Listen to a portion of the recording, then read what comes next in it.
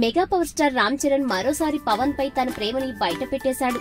Director Sukumar నిర్మాతగా మారి నిర్మించిన చిత్రం దర్శకుడు హరిప్రసాద్ జక్క దర్శకత్వం వహించిన ఈ చిత్రంలో అశోక్ ఈషా జంటగా నటించారు. కాగా ఈ చిత్రం ఆడియో లాంచింగ్ కార్యక్రమం హైదరాబాద్ లో శనివారం జరిగింది.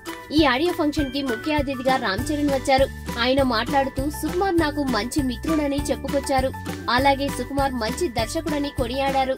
పవన్ అభిమానులు పవన్ గురించి మాట్లాడమని అడగ్గా రామ్ చరణ్ బాబాయ్ ఎప్పుడు తన గుండెల్లో ఉంటారని, తన ఫ్యామిలీ అంటే తనకి ఎంతో గౌరవమని, తన ఫ్యామిలీ ఎప్పుడు తన మనసులో ఉంటుందని చెప్పుకొచ్చాడు చెర్రీ.